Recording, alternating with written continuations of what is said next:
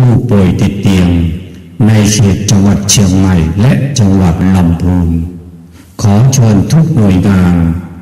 บริษัทห้างร้านต่างๆกลุ่มคณะต่างๆหมู่บ้านชุมชนทุกท่านทุกคนร่วมฟังเทศ13กัน3ธรรมะร่วมรับเป็นเจ้าภาพกันเทศโรงทานความสามัคคีร่วมด้วยช่วยกันอานิสงส์สูงยิ่งนักเป็นมงคลชีวิตต่อตนเองและผู้อื่นความสำเร็จก็บังเกิดขึ้นขอขอบคุณยินดีต้อนรับพี่น้องต่างจังหวัดต่างอำเภอต่างหมู่บ้านที่แจ้งมาจะเดินทางมาร่วมในงานนี้วันอาทิตย์ที่16มีนาคมณวัดสายมูลตำบลแม่กาอำเภอสมปองจังหวัดเชียงใหม่เทศตั้งแต่เวลา 9 นาฬิกาถึง 17 นาฬิกาขอเชิญรับเป็นเจ้าภาพกันเทศ13กัน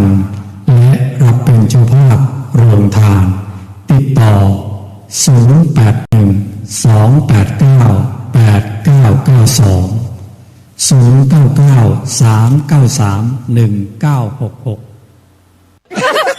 ไข่หัวแล้วได้บุญสร้างบุญแล้วได้กุศล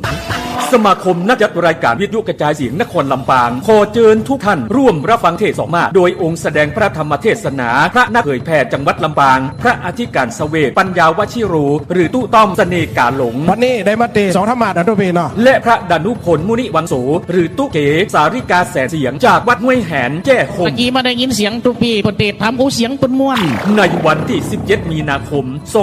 2568ณลานกิจกรรมมิวเซียมลำปางตั้งแต่เวลา 9 โมงเจ้าเป็นต้นไปและขอเชิญทุกท่านร่วมทอดผ้าป่าสามัคคีเพื่อสนับสนุนกิจกรรมสาธารณประโยชน์ของสมาคมนักจัดรายการวิทยุกระจายเสียงนครลำปางสนใจร่วมสมทบทุนผ้าป่าสามัคคีได้ที่บัญชีสมาคมนักจัดรายการวิทยุกระจายเสียงนครลำปางธนาคารกรุงเทพหมายเลขบัญชี658-716-1230หรือร่วมทำบุญได้ที่ดีเจทุกคลื่นในจังหวัดลำปางแล้วมาร่วมสร้างกุศลด้วยกันนะครับอะระหังสัมมาสัมพุทโธภควาพุทธังภควันตังอภิวาเทมิกราบพระพุทธสวากขาโตภควตาธัมโมธัมมังธัมมัสสามิกราบพระธรรมสุปฏิปันโนภควโตสาวกสังโฆสังฆังนัมมามิกราบพระสงฆ์ขอเจริญสุขญาติโยมท่านสาธุชนผู้ฟังทั้งหลายทุกท่านทุกคนวันนี้รายการธรรมะก่อนนอนก็มาพบกับญาติกับโยมอีกเช่นเคยเป็นประจำทุกวันอังคารตั้งแต่เวลาเดี๋ยวนี้เป็นต้นไป1 ชั่วโมงโดยประมาณอาตมาตัวเจ้าวัดหนองตองก็ได้นำเอาธรรมะ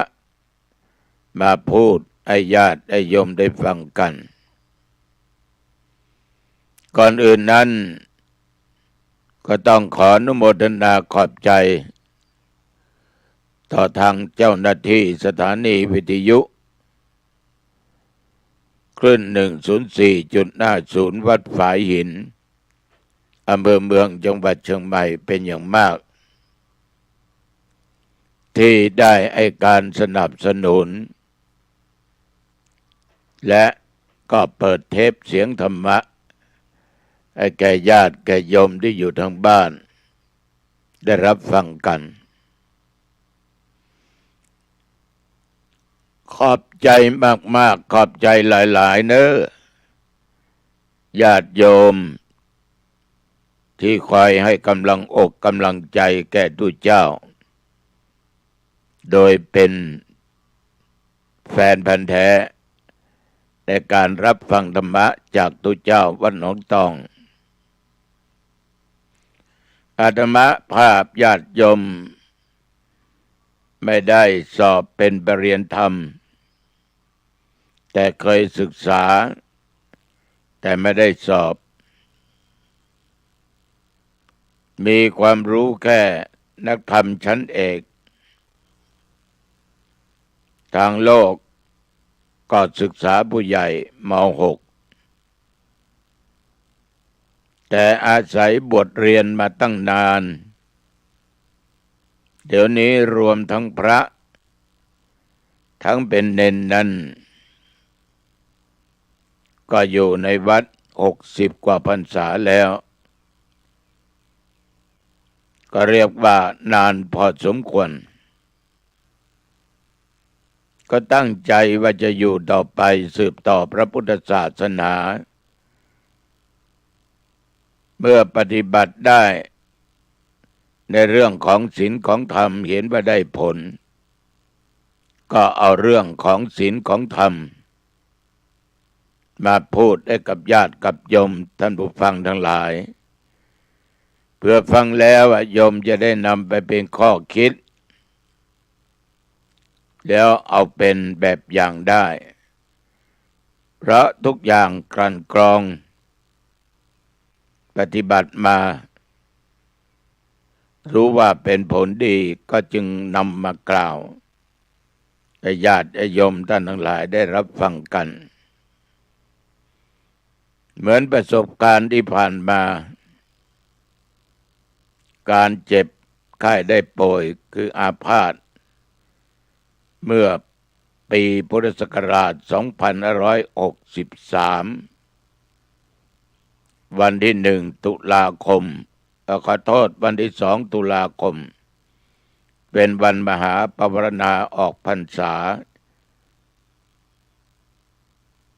ก็พอดีวันนั้นอาตมาเคยบอกโยมว่าเกิดอาพาธความดันสูง400 กว่าน้ำตาล500 กว่าก็จึงเป็นเหตุให้อาตมาภาพก็เกือบไปแล้วเกือบตายแล้วแต่ปัจจุบันก็ปกติดีทุกอย่างมีข้อคิดสะกิดใจอย่างไรบ้างคืออาตมาภาพนี่ชอบฉันของหวานมากลอดช่องนี่ชอบกับผลไม้ก็ทุเรียนเป็นอันดับหนึ่ง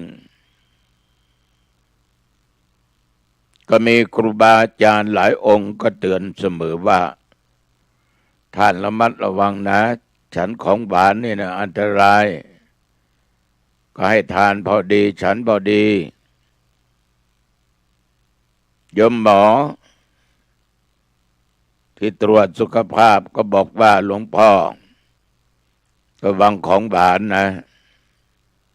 จะเป็นเบาหวานอาตมาเองก็ฟังบ้างไม่ฟังบ้างเชื่อบ้างไม่เชื่อบ้างแต่ในที่สุดนั้นมันก็เป็นอันตรายต่อชีวิตจริงๆแต่เราก็ทุกวันก็ยังฉันอยู่นะทุเรียนแต่ฉันไม่มากยวงหนึ่งเอาเสียสัก1 ในส่วน 3ของทุเรียนยวงนั้นของหวานก็ยังฉันเช่นเดิมแต่ปัจจุบันนี้ปฏิบัติตามคำบอกเล่าคำสั่งของโยมหมอว่าให้ทานยาชนิดนี้ลดน้ำตาลบ้างลดความดันโลหิตบ้างหลายสิ่งหลายประการเพราะเราเชื่อหมอเราปฏิบัติตามหมอสุขภาพเราจึงมีเหมือนอยู่ทุกวันที่โยมได้รู้ได้เห็นนี้ถ้าหากว่าขัดขืนไม่มีขันติความอดทนอดกลั้น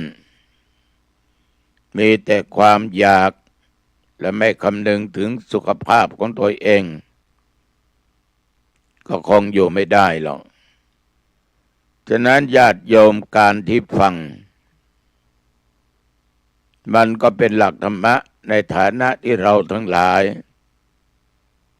เกิดมาชาตินี้ไม่ฟังไม่มีไม่พูดไม่ได้มันต้องทั้งฟังทั้งพูดแต่ก่อนที่จะพูดอะไรออกไปนั้นของเหล่านั้นต้องปฏิบัติมาได้ผลมาแต่ก่อนนำมาพูดมันไม่เก้อเขินมันไม่ขัดรัดไอ้ตัดความฉะนั้นสาธุชนญาติโยมการฟังก็อยู่ในหลักของธรรมะสุตตมยปัญญาปัญญานั้นมันเกิดจากการฟังใครที่ฟังบ่อยฟังมากๆไม่ใช่ฟังเพียงแต่ตุเจ้าหนองตององค์นี้ฟังหลายๆองค์หลายๆท่านแต่ทุกองค์นั้นก็ล้วนแต่เป็นธรรมะข้อคิดทั้งนั้นญาติโยมธรรมะนั้นน่ะมันมีใกล้ตัวเราตลอดเหมือนกับคำที่ท่านได้สอนว่าอนิจจังทุกขังอนัตตาในพระไตรลักษณ์อนิจจังคือของไม่เที่ยงแท้แน่นอนมีเกิดแล้วก็ผันแปรมีเจ็บมีแก่มีเจ็บแล้วก็มีตายซึ่งเป็นสัจธรรม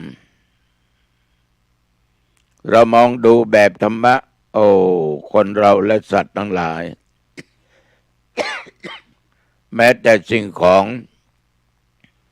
ทั้งที่เคลื่อนที่ได้และเคลื่อนที่ไม่ได้มันล้วนแต่เป็นอนิจจังทั้งนั้นมันไม่เที่ยงแท้แน่นอน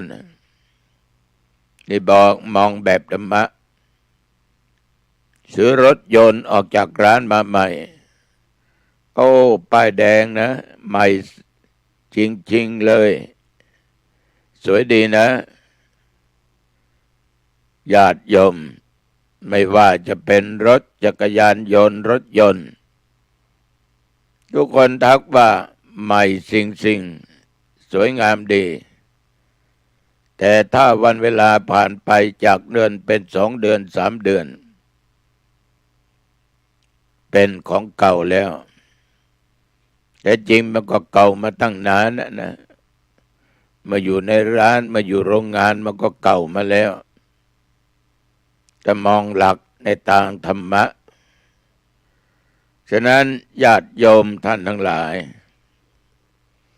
ธรรมะนี่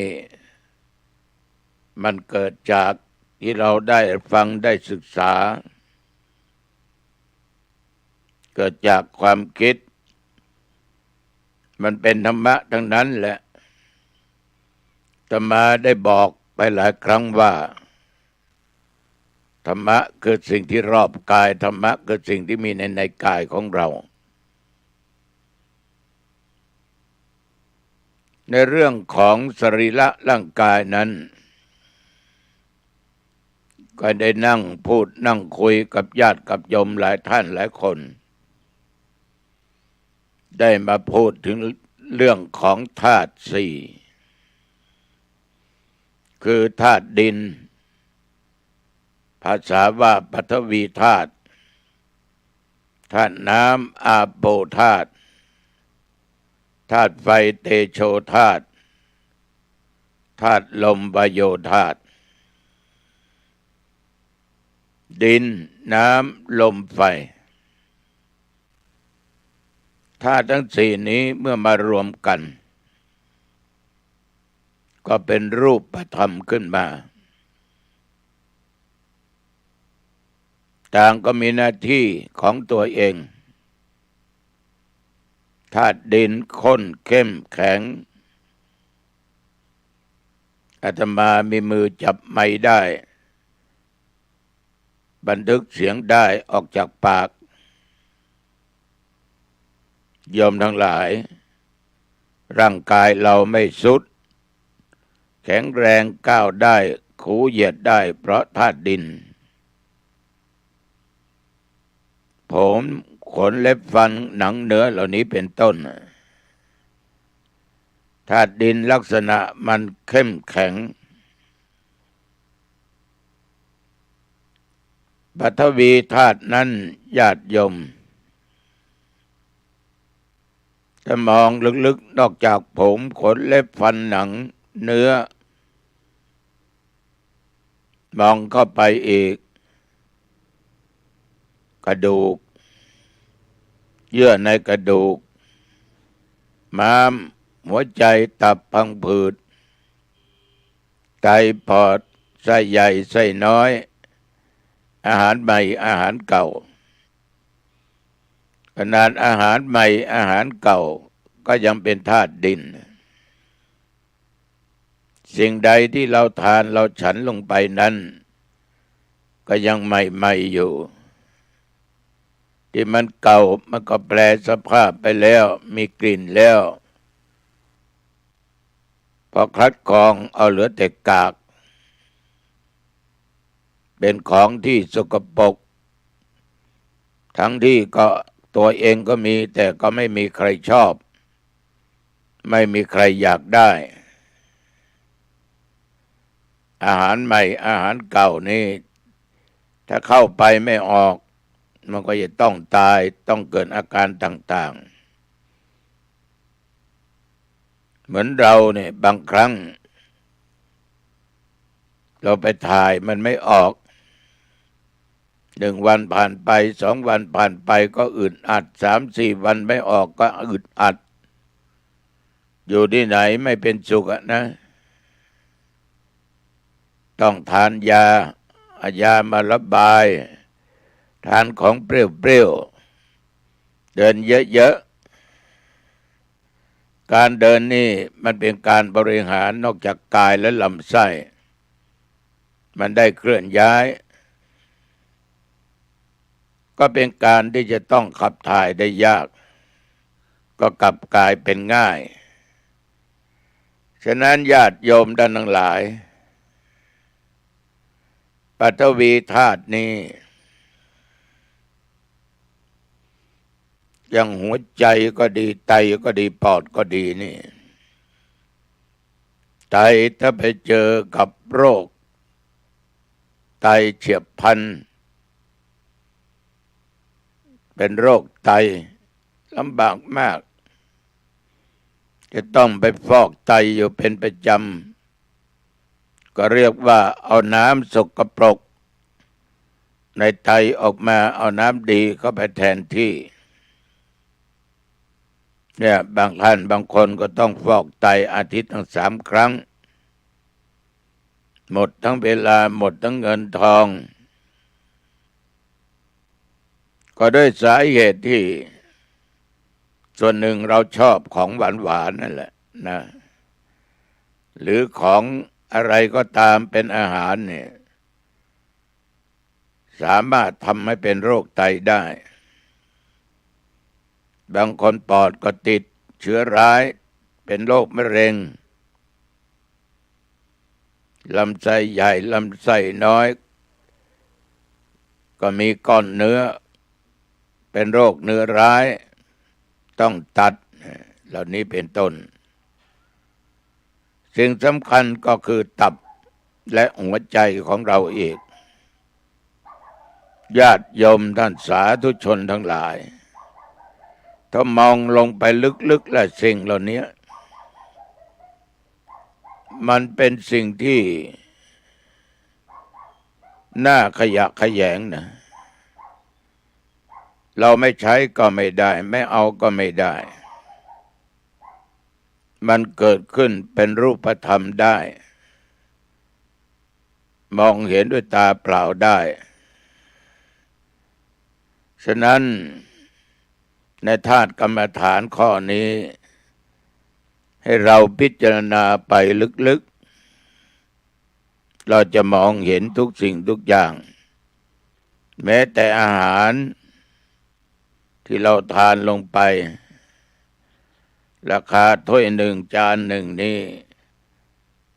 หลาย10 บาท100 200 300 400 500 1,000ก็มีในที่สุดมันก็ผ่านลงไปสู่ลำไส้มันก็กลับกลายเป็นของบูดของเน่าของเสียถ้าลงไปอยู่ในท้องไม่มีราคาแล้วถ้าออกมายิ่งร้ายราคาตกต่ำมาก ส่งกลิ่นเหม็นขนาดของตัวเองยังบ่นว่าเหม็นโยมทั้งหลายถ้ามองเอามาเป็นอารมณ์เป็นกรรมฐานมันก็สามารถปล่อยวางได้ปรงได้ว่าชีวิตเรามันก็แค่นี้นะ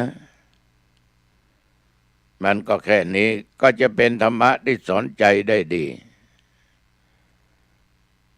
มาพูดถึงธาตุอีกอย่างหนึ่งธาตุอันใดที่มีลักษณะอืบอาบ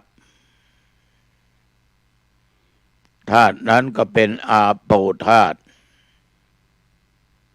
ก็คือธาตุน้ำนั่นเองในร่างกายนอกจากธาตุดินสิ่งที่มันเข้มแข็งแล้วมันจะต้องมีน้ำหล่อเลี้ยงเป็นต้นว่าเสลดหนองเลือดเหงื่อน้ำมันข้นน้ำตาเปลวมันน้ำลายน้ำมูกไขข้อมูดต่างๆแม้แต่น้ำลายนี่ญาติโยมลองมองดูดีๆนะถ้าคอแห้งมันอึดอัดมากบอกไม่ถูก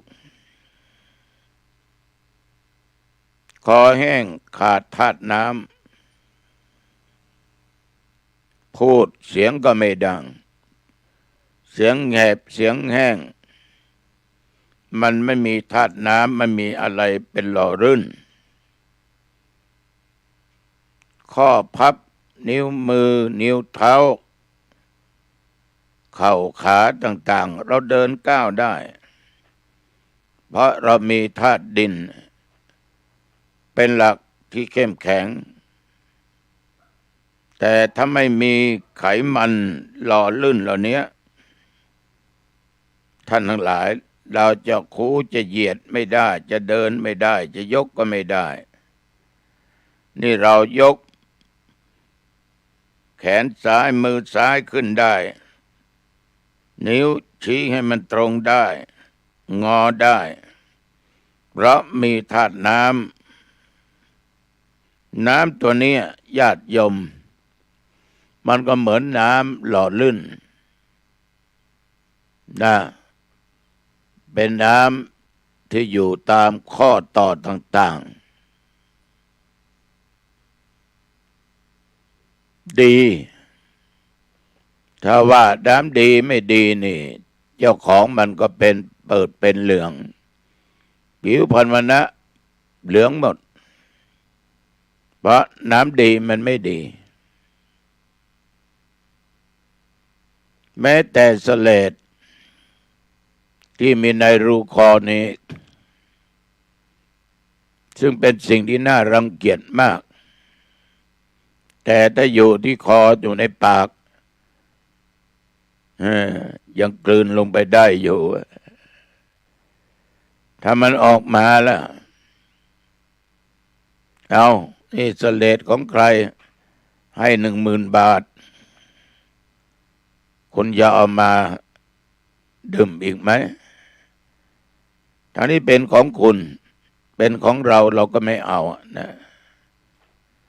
มันเป็นสิ่งที่น่ารังเกียจ เป็นสิ่งสกปรกเป็นสิ่งที่ทุกคนไม่ชอบทั้งที่มันเป็นของเรายิ่งน้ำหนองเป็นตุ่มมีแผลมีอะไรฟกช้ำตามผิวหนังตามร่างกายในส่วนใดส่วนหนึ่งก็ตามญาติโยมท่านทั้งหลายมันมีน้ำหนองอยู่ในนั้นหนองนี้ตกเป็นแผลขึ้นมาเป็นตุ่มขึ้นมาทำให้เจ็บทำให้ปวดมากน้ำหนองก็มีกลิ่นเหม็นแต่มันอยู่ในกายเรานั้นยังไม่สักเท่าไหร่แต่มันไหลออกมาแล้วไม่น่าดูสิ่งสำคัญที่สุดธาตุน้ำคือเลือดเลือดนี่มีทุกส่วนในร่างกายของคนเราญาติโยมเลือดเดินดีสุขภาพก็ดีอยู่ได้นานถ้าเลือดเดินไม่ดีไขมันอุดตันก็เป็นอันตรายเหมือนกับท่อของรถเครื่องยนต์ถ้ามันโล่งมันเป็นปกติมันก็ไม่ติดขัดไม่ขัดข้องแต่ถ้าหากว่ามันติดขัดด้วยไขมันก็ตามเลือดข้นมันเดินไม่เป็นปกติก็เป็นอันตรายต่อชีวิตต่อร่างกายเนี่ยบางคนนั้นเส้นเลือดแตกเป็นอัมพฤกษ์อัมพาตบางคนก็แตกหนักด้านทั้งหลายก็ถึงแก่ชีวิตถึงแก่ความตายไปได้ในร่างกายมีเลือดเป็นส่วนมากเหมือนกับโลกที่เราอยู่อาศัยมีน้ำทั้ง3 ส่วนมีแผ่นดิน1 ส่วน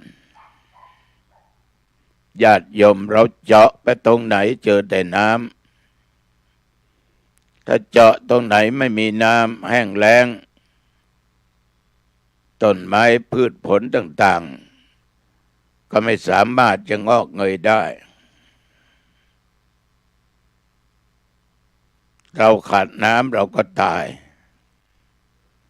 เลือดในร่างกายมีทั้งเลือดเสียเลือดดีถ้ามีเลือดเสียมากหรือเลือดออกไปมากเหมือนกับคนที่ถูกแทงถูกยิงเลือดตกในเลือดออกมาเยอะก็จนต้องเสียชีวิตไป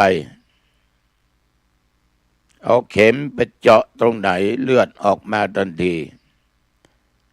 ตรงหน้าผากก็มีแก้มก็มีตามแขนขาก็มีฉะนั้น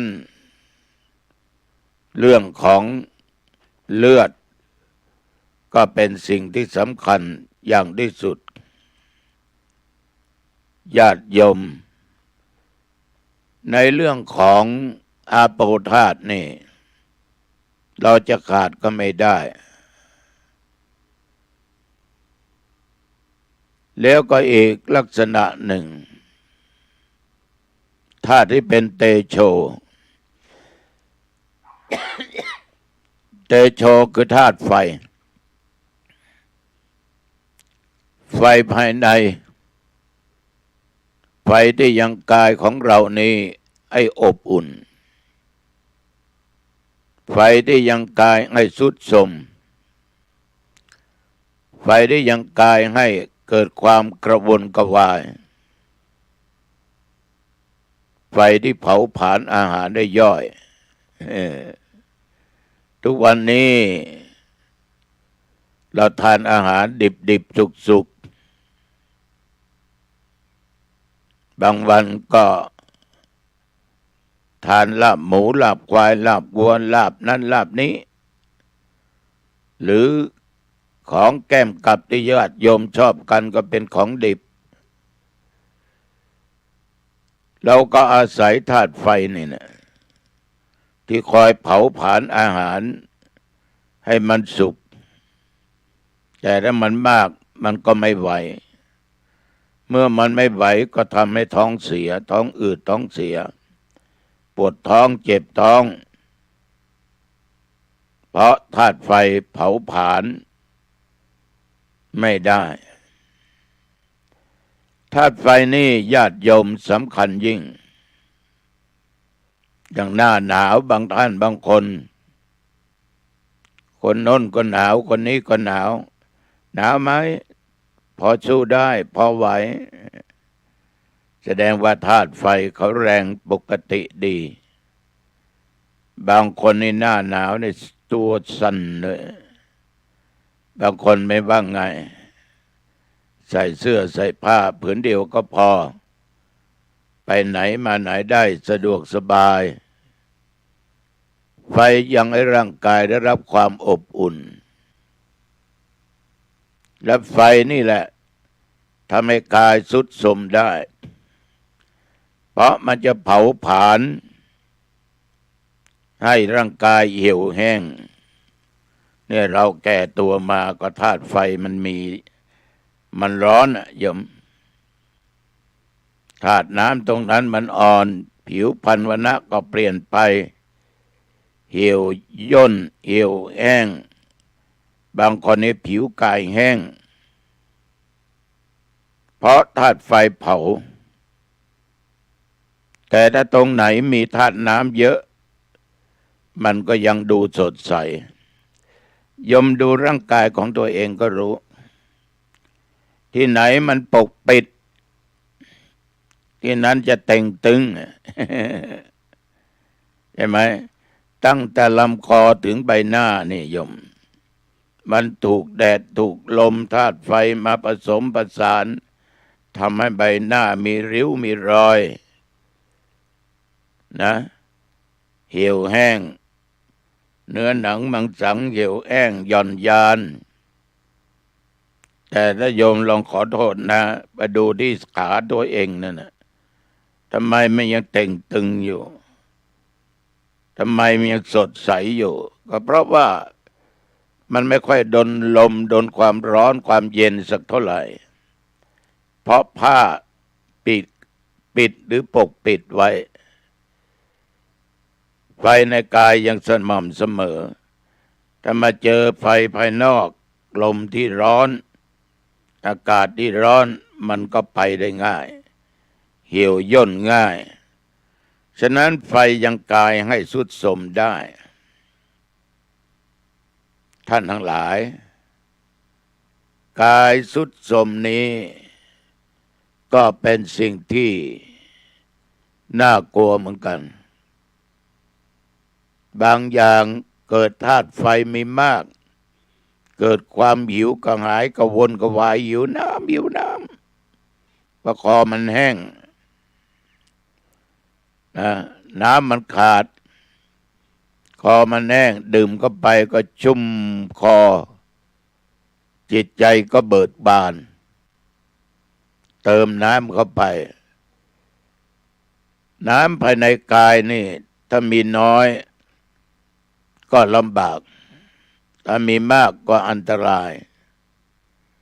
ถ้าขาดธาตุไฟก็ไม่ได้ถ้าไม่มีก็ลำบากมีมากก็กระวนกระวายยิ่งเป็นไฟแห่งกามราคะตัณหายิ่งใหญ่นะกระวนกระวายอยู่ไม่เป็นสุขทำให้อารมณ์เร่าร้อน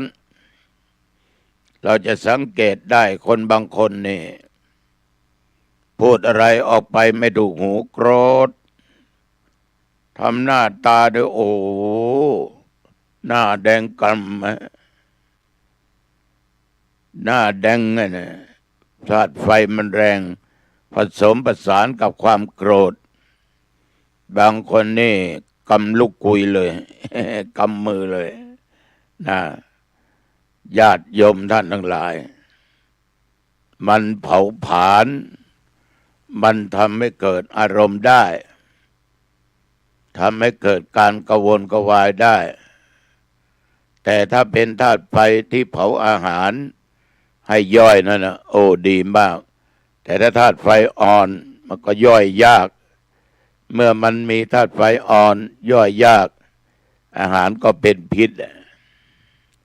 ขอโทษนะไม่ว่าโยมและธรรมาภาพคงจะผ่านมาเราทานอะไรลงไปขับถ่ายออกมาจะเป็นสิ่งนั้นทานผักโอ้ยออกมาเป็นผักทานผลไม้ออกมาเป็นผลไม้แต่ว่ามันไม่เหมือนเดิมนะแต่พอรู้ว่าเป็นสิ่งนั้นสิ่งนี้แสดงว่าธาตุน้ำธาตุไฟมันน้อยนะเลยทำให้เกิดการเจ็บไข้ได้ป่วยต่างๆดังที่กล่าวแล้วก็อีกประการหนึ่งในธาตุทั้งสี่นี้ลักษณะที่พัดไปพัดมาธาตุนั้นเรียกว่าวาโยธาตุวาโยธาตุนั้นมันเป็นภายในก็คือลมพัดขึ้นเบื้องบนลมพัดลงเบื้องต่ำลมในท้องลมในไส้ลมพัดไปตามตัวลมหายใจเข้าออกถ้าไม่มีธาตุลมนี่ตายนะ พระเจ้าหนองตองนั่งบรรยายธรรมอยู่บนเตียงเนี่ยเวลาที่นั่งบรรยายนี่ก็ขณะนี้7 โมงเช้ากับอีก5-6 นาทีก็มีธาตุลมทั้งภายนอกภายในอากาศธาตุอากาศที่มีในช่องว่างร่างกายมีถ้าไม่มีอากาศเนี่ยญาติโยมไม่มีลมเนี่ยเราไม่สามารถจะเดินเหินไปไหนได้ขูเหยียดได้เพราะยังมีธาตุลมถ้ามันมากก็อันตรายยมสังเกตดูธาตุลมมันขึ้นแล้วบางคนก็ขึ้นมาสันหลังขึ้นไปถึงหัวอยู่ตลอดเวลาบางคนนี้ญาติโยมธาตุลมแรงมากกระสับกระส่ายเลยลมขึ้นเบื้องสูงลมลงเบื้องต่ำลมร้ายลมดีถ้าเกิดว่าลมนั้นมันร้อนท่านทั้งหลายมันก็ทำให้ตัวเราคนเราร้อนไปด้วยแต่ธาตุลมนี่มันก็มีคุณสมบัติอยู่มากมีคุณสมบัติอยู่มากถ้ามันขาดจากธาตุลมไปเราก็คงอยู่ไม่ได้อย่างยกตัวอย่างเบื้องต้นลมหายใจเข้าออกลมพัดไปตามตัวสบายเย็นดีสบายลมร้อนพัดมาร้อนลมก็ยังร้อนเกิดความทุกขเวทนาเกิดขึ้นฉะนั้นถ้าทั้งสี่ดินน้ำลมไฟนี่ญาติโยมมองดูมันก็เป็นรูปธรรมอยู่ในกายของเราสิ่งใดที่เรากำหนดพิจารณาในร่างกายนี้ให้เห็นเป็นเพียงแต่ธาตุทั้งสี่ก็คือธาตุดินธาตุน้ำธาตุไฟธาตุลมบอกชีวิตเราอยู่ทุกวันได้เพราะธาตุสี่นี้มาประชุมมารวมกันอยู่มันก็เลยเป็นตัวเป็นตนที่เราสมมุติกันขึ้นมา แต่ที่นี้ถ้าเราไปติดขัดไปยึดมั่นว่าเป็นตัวเป็นตนก็นำความทุกข์ให้เกิดขึ้นใครจะว่าใครจะด่าใครจะทำอะไรให้ไม่ได้เหมือนครั้งหนึ่งอาตมาเป็นนั่งเทศน์ในงานขาวดำญาติพี่น้องไม่รู้เข้าใจกันอะไรผิดถูกก็ไม่รู้ด่ากันที่บนบ้านอาตมาเทศน์อยู่ที่ข้างล่างญาติโยมก็เต็มหมดญาติพี่น้องก็ด่ากันบนบ้านมึงกูคิงฮ่าด่ากันจนชาวบ้านทั้งหลายต้องเหลวหลังมองขึ้นไปบนบ้านไม่ดูตุเจ้าหนองตองแล้วมองคนด่ากันเสียงดังลั่นญาติโยมที่เป็นพี่น้องเดียวกันญาติเดียวกันก็ขึ้นไประงับหยุดจะมาด่ากันทำไมท่านกำลังเทศอยู่หยุดก็เรียกว่าไปเบรกนะดีนะเบรกมันดีมันไม่แตกถ้าเบรกไม่ดีเบรกแตกเดี๋ยวฟัดกันนัวหมดด่ากันหมดคนที่ไปเบรกนั้นก็ต้องเป็นคนที่เขาเชื่อเขาเคารพนับถือถ้าไม่เชื่อไม่เคารพไม่นับถือเนี่ยยากที่จะเบรกได้ในที่สุดที่เดือดกันอยู่บนบ้านโต้เถียงกันนั้นก็หยุดอย่างสงบทุกคนก็หันหน้ามาที่ตุเจ้าที่นั่งบนธรรมาสน์เทศนาธรรมฉะนั้นโยมทั้งหลายถ้าธาตุสี่ประชุมกันแล้วถ้าเราคิดว่าไม่ใช่เราไม่ใช่เขาเรียกว่าสิ่งเหล่านี้มันเป็นธาตุมันเป็นกรรมฐานเป็นฐานที่มั่นคงพิจารณาไม่ยึดมั่นไม่ถือมั่นไม่มีอัตตาไม่มีตัวตนเพียงแต่เป็นธาตุทั้งสี่เท่านั้นเพียงแต่เป็นดินเป็นน้ำเป็นลมเป็นไฟแต่มาเมื่อรวมกันเป็นบุคคลเป็นสัตว์ตัวตนเราเขานั้นสักแต่ว่าเป็นคนเป็นสัตว์มันไม่ใช่ตัวไม่ใช่ตนไม่ใช่เขาไม่ใช่เราถ้าเราคิดอย่างนี้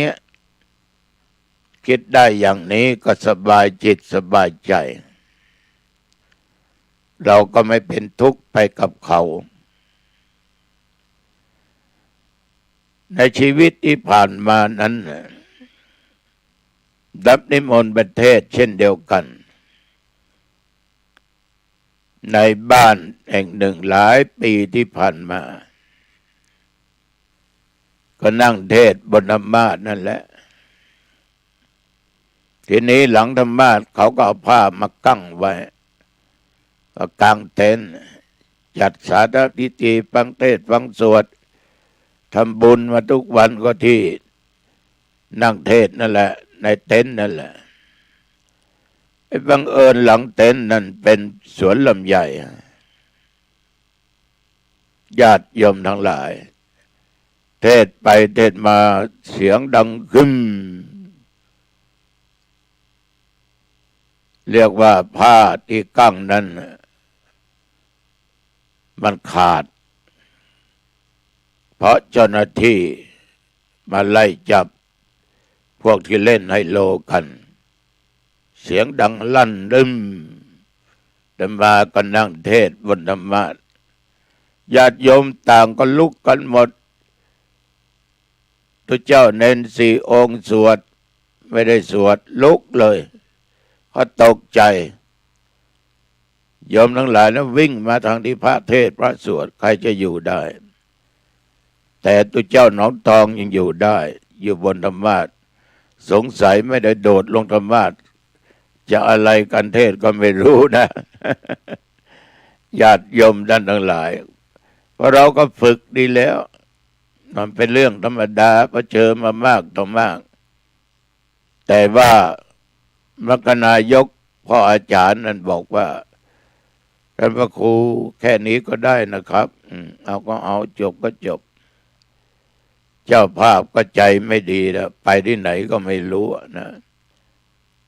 ส่งเสียงเดือดดันลั่น